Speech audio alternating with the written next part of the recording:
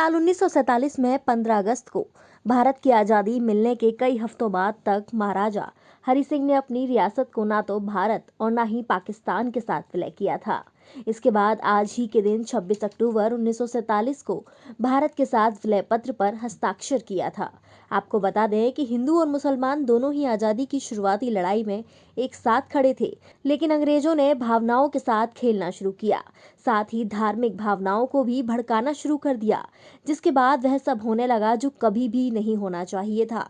हिंदू और मुसलमान धार्मिक भावनाओं को लेकर लड़ने लगे, जिसका पहला धमाका बंगाल विभाजन के रूप में देखने को मिला, जो कि 1920 आते आते काफी ज्यादा तेजी से बढ़ चुका था।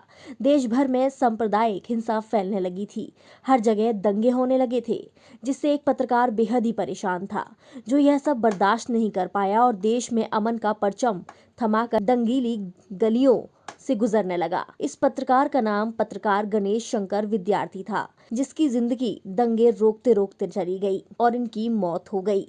साल 1931 का समय था जब सारे दंगे कानपुर में हो रहे थे। गणेश शंकर विद्यार्थी मजहब पर लड़ने वालों के खिलाफ जिंदगी भर लड़ते रहे थे। दंगों की मारपीट उनके आसपास हो रही थी। मजहब के नाम पर लोग एक दूसरे की हत्या करने में लगे थे। यह सब देखकर गणेश शंकर विद्यार्थी से रहा नहीं गया और वह दंगों को रोकने के लिए निकल पड़े। इस दौरान काफी सारी जगहों पर तो दंगे रोकने में वो कामयाब हुए, लेकिन कुछ देर बाद ही दंगाइयों की एक टुकड़ी में वह बुरी तरह फंस गए, जिसके बाद विद्यार्थी जी को बहुत खोजा गया, लेकिन वह कहीं नहीं मिले। आखिर में एक अस्पताल की लाशों के ढेर में विद्यार्थी जी की लाश मिली। लाश इतनी ज्यादा फूल गई थी कि उसको लोग पहचान तक नहीं पा रहे थे, जिसके बाद उन्हें 29 मार्च को अंतिम विदाई दी गई। इस तरह से हुई उनकी मौत इस बात की गवाही देती है कि गणेश शंकर विद्यार्थी जितना अपनी कलम से एक्टिव थे, उतना ही वो अपनी रियल लाइफ में भी एक्टिव थे। जानकारी के लिए आपको बता दें कि पूरी जिंदगी में गणेश शंकर विद्यार्थी 5 बार जेल जा चुके थे। साल 1921 में वह आखिरी बार जेल गए थे। 1921 में उन्होंने अपने अखबार में एक रिपोर्ट छापी थी। उन्होंने यह खबर रायबरेली के तुलकदार सरदार वीरपाल सिंह के खिलाफ छापी थी।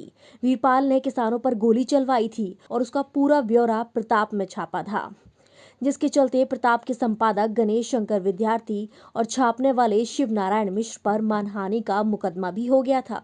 यह मुकदमा लड़ने में उनके 30,000 रुपए खर्च हुए थे, जिसके बाद वो काफी ज्यादा फेमस भी हो गए थे। विद्यार्थी जी को भी सब लोग पहचानने लगे थे। किसानों के बीच उनकी खास पहचान हो गई थी।